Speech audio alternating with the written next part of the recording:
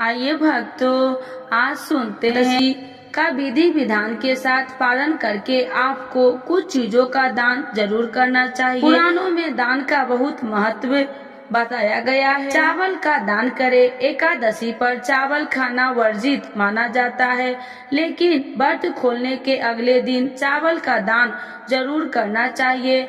आप किसी गरीब, जरूरतमंद या फिर मंदिर में जाकर चावल का दान कर सकते हैं। एकादशी के अगले दिन चावल खाकर ही पारण किया जाता है। वस्त्र का दान। अन्न के साथ किसी को वस्त्र दान करने का भी विशेष महत्व है, इसीलिए एकादशी के अगले दिन पारण के बाद आपको वस्त्र का दान करना चाहिए। आप किसी गरीब, जरूरतमंद के अलावा घर में किसी बुजुर्ग को भी वस्त्र दान कर सकते हैं। आटे का दान। एकादशी व्रत के बाद आपको आटे का दान जरूर करना चाहिए। आटे का दान भी बहुत शुभ माना गया है। दान के लिए जरूरी नहीं है कि आप एक बोरी आटे का दान ही करें, बल्कि अपने सामर्थ्य के अनुसार आपको किसी गरीब या जरूरतमंद को दान करना चाहिए। इससे आपके व्रत का महत्व बढ़ जाता है। तो एक बार बोलिए प्रेम से विष्णु भगवान की जय, लक्ष्मी माता की जय। द्वादशी के दिन सुनी जाने वाली कहानी एवं कथा, तुलसी माता की कथा, राधे कृष्ण की कथा एवं द्वादशी की कथा। तो एक बार बोलिए प्रेम से तुलसी माता की जय, राधे कृष्ण भगवान की जय, विष्णु भगवान की जय, शालिग्राम भगवान की जय। तुलसी माता की महिमा की कथा। इस कथा के अनुसार एक कुटुंब में ननद तथा भाभी साथ रहती थी। ननद का विवाह अभी नहीं हुआ था। वह तुलसी के पौधे की बहुत सेवा करती थी, लेकिन उसकी भाभी को यह सब बिल्कुल भी पसंद नहीं था। जब कभी उसकी भाभी को अत्यधिक क्रोध आता, तब वह उसे ताना देते हुए कहती कि जब तुम्हारा विवाह होगा, मैं तो तुलसी की बारातियों को खाने को दूंगी और तुम्हारे दहेज में भी तुलसी ही दूंगी। कुछ समय बीत जाने पर ननद का विवाह पक्का हुआ। विवाह के दिन भाभी ने अपनी कथनी के अनुसार बारातियों के सामने तुलसी का गमला फोड़ दिया और खाने के लिए कहा। तुलसी की कृपा से वह फूटा हुआ गमला अनेक स्वादिष्ट पकवानों में बदल गया। भाभी ने गहनों के नाम पर तुलसी की मंजरी से बने गहने पहना दिए। वह सब भी सुंदर सोने जवाहरात में बदल गए। भाभी ने वस्त्र के स्थान पर तुलसी का जनेऊ रख दिया। वह रेशमी तथा सुंदर वस्त्र में बदल गया। ननद के ससुराल में उसके दहेज की बहुत प्रशंसा की गई। यह बात भाभी के कानों तक भी पहुंची। उसे बहुत आश्चर्य हुआ। उसे अब तुलसी माता की पूजा का महत्व समझाया। भाभी की एक लड़की थी। वह अपनी लड़की से कहने लगी कि तुम भी तुलसी का सेवा किया करो, तुम्हें भी बुआ की तरह फल मिलेगा। वह जबरदस्ती अपनी लड़की से सेवा करने को कहती, लेकिन लड़की का मन तुलसी सेवा में नहीं लगता था। लड़की के बड़ी होने पर उसके विवाह का समय आता है। तब भाभी सोचती है कि जैसा व्यवहार मैंने अपनी ननद के साथ किया था, वैसे ही मैं अपनी लड़की के साथ भी करती हूँ, तो यह भी गहनों से लद जाएगी और बारातियों को खाने में पकवान मिलेंगे। ससुराल में इसे भी बहुत इज्जत मिलेगी। यह सोचकर वह बारातियों के सामने तुलसी का गमला खोल देती है, लेकिन इस बार गमले की मिट्टी मिट्टी ही रहती है। मंजरी तथा पत्ते भी अपने रूप में ही रहते हैं। जनेऊ भी अपना रूप नहीं बदलता है। सभी लोग तथा बारातियों द्वारा भाभी की बुराई की जाती है। लड़की के ससुराल वाले भी लड़की की बुराई करते हैं। भाभी कभी ननद को नहीं बुलाती थी। भाभी ने सोचा मैं बहन से मिलकर आता हूँ। उसने अपनी पत्नी से कहा और कुछ उपहार बहन के पास ले जाने की बात कही। भाभी ने थैले में जवार भरकर कहा कि और कुछ नहीं है, तुम यही ले जाओ। वह दुखी मन से बहन के चल दिया। वह सोचता रहा कि कोई भाई अपने बहन के घर ज्वार ले कैसे जा सकता है। यह सोचकर वह एक गौशाला के पास रुका और ज्वार का थैला गाय के सामने पलट दिया। तभी गाय पालने वाले ने कहा कि आप गाय के सामने हीरे मोती तथा सोना क्यों डाल रहे हो। भाई ने सारी बात उसे बताई और धन लेकर खुशी से अपनी बहन के घर की ओर चल दिया। दोनों बहन भाई एक दूसरे को देखकर अत्यंत प्रसन्न हुए। हे तुलसी माता, जैसे आपने उस ननद पर कृपा करी है वैसे ही सब पर करना। कहानी सुनने वाले एवं हुंकार भरने वाले पर कृपा बरसाना, और जैसे भाभी पर किया है वैसे किसी पर नहीं करना। तो एक बार बोलिए प्रेम से तुलसी माता की जय, शालिग्राम भगवान की जय। इस कथा के बिना द्वादशी के पारण अधूरा माना जाता है। बरसाने में एक संत की कथा। एक संत बरसाना में रहते थे और हर रोज सुबह उठकर यमुना जी में स्नान करके राधा जी के दर्शन करने जाया करते थे। यह नियम हर रोज का था। जब तक राधा रानी के दर्शन नहीं कर लेते थे तब तक जल भी ग्रहण नहीं करते थे। दर्शन करते करते तकरीबन उनकी उम्र 80 वर्ष की हो गई। आज सुबह उठकर रोज की तरह उठे और यमुना में स्नान किया और राधा रानी के दर्शन को गए। मंदिर के पट खुले और राधा रानी के दर्शन करने लगे। दर्शन करते करते संत के मन में भाव आया कि मुझे राधा रानी के दर्शन करते करते आज 80 वर्ष हो गए, लेकिन मैंने आज तक राधा रानी को कोई भी वस्त्र नहीं चढ़ाए। लोग राधा रानी के लिए कोई नारियल लाता है, कोई चुनरिया लाता है, कोई चूड़ी लाता है, कोई बिंदी लाता है, कोई साड़ी लाता है, कोई लहंगा चुनरिया लाता है, लेकिन मैंने तो आज तक कुछ भी नहीं चढ़ाया है। यह विचार संत जी के मन में आया कि जब सभी मेरी राधा रानी के लिए कुछ न कुछ लाते हैं तो मैं भी अपनी राधा रानी के लिए कुछ न कुछ लेकर जरूर आऊंगा। लेकिन क्या लाऊं जिससे मेरी राधा रानी खुश हो जाए। तो संत जी यह सोचकर अपनी कुटिया में आ गए। सारी रात सोचते सोचते सुबह हो गई। उठकर स्नान किया और आज अपनी कुटिया में ही राधा रानी के दर्शन पूजन किया।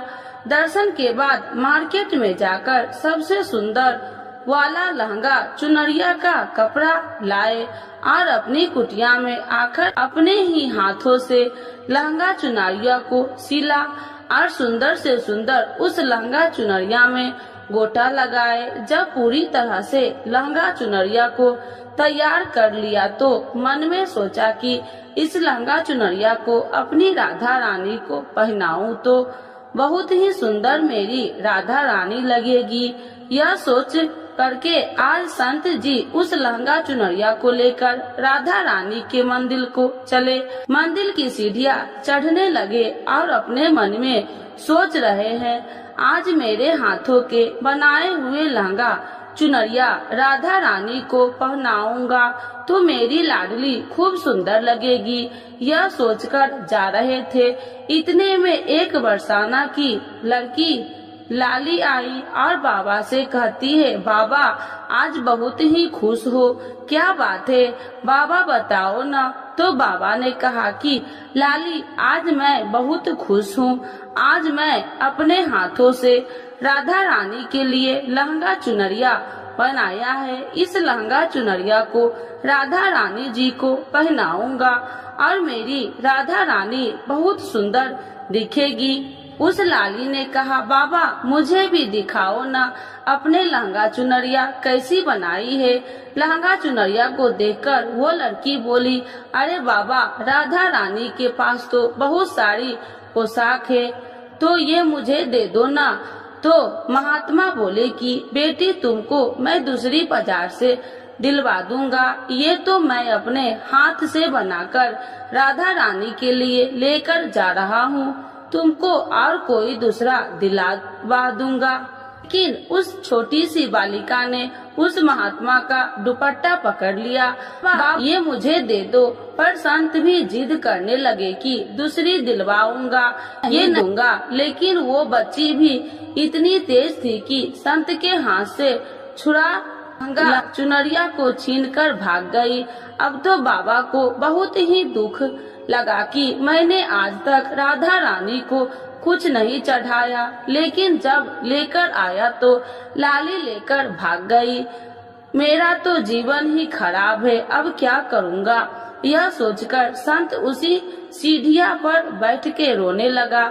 इतने में कुछ संत वहाँ आए और पूछा, क्या बात है बाबा, आप क्यों रो रहे हैं? तो बाबा ने उन संतों की पूरी बात बताया। संतों ने बाबा को समझाया और कहा कि आप दुखी मत हो, कल दूसरी लहंगा चुनरिया बना कर राधा रानी को पहना देना।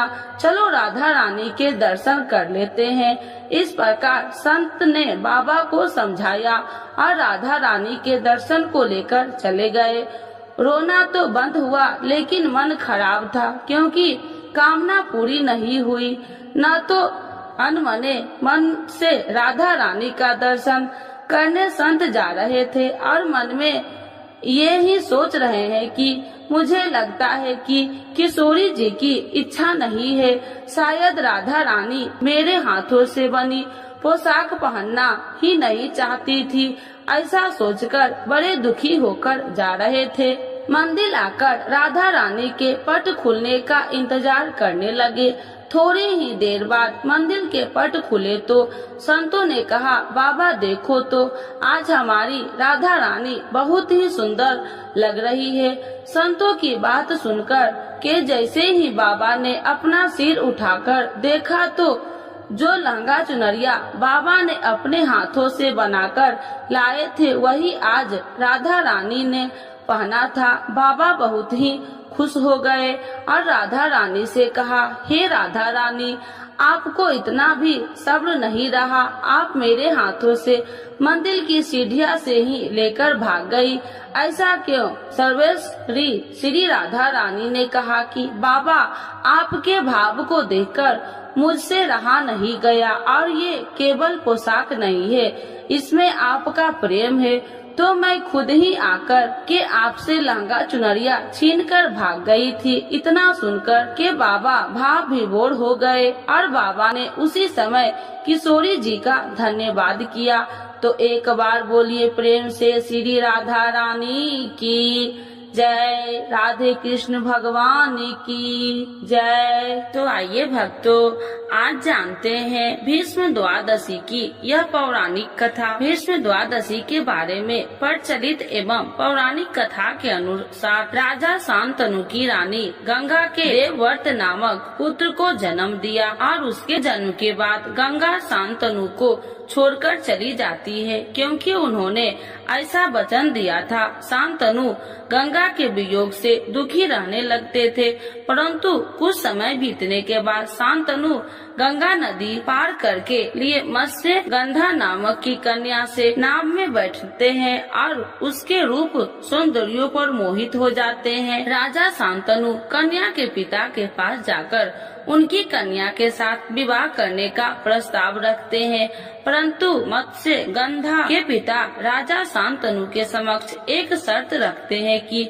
उनकी पुत्री को होने वाली संतान को हस्तिनापुर राज्य की उत्तराधिकारी बनेगी, तभी यह विवाह हो सकता है। यही मत्स्य गंधा आगे चलकर सत्यवती नाम से प्रसिद्ध हुई। राजा शांतनु का यह शर्त मानने से इनकार करते हैं, लेकिन वे चिंतित रहने लगते हैं। देवव्रत को जब पिता का चिंता का कारण मालूम पड़ता है तो वह अपने पिता के समक्ष आजीवन विवाहित रहने का संकल्प लेते हैं। पुत्र की इस प्रतिज्ञा को सुनकर राजा शांतनु उन्हें इच्छा मृत्यु का वरदान देते हैं। इस प्रतिज्ञा के कारण देवव्रत भीष्म पितामह के नाम से प्रसिद्ध हुए। जब महाभारत का युद्ध होता है तो भीष्म पितामह कौरवों की तरफ से युद्ध लड़ रहे होते हैं और भीष्म पितामह के युद्ध कौशल से कौरव जीतने लगते हैं। जब भगवान श्री कृष्ण एक चाल चलते हैं और सिंखरी को युद्ध में उनके समक्ष खड़ा कर देते हैं। अपनी प्रतिज्ञा अनुसार सिंखरी पर शस्त्र न उठाने के कारण भीष्म युद्ध क्षेत्र में अपने शस्त्र त्याग देते हैं, जिसने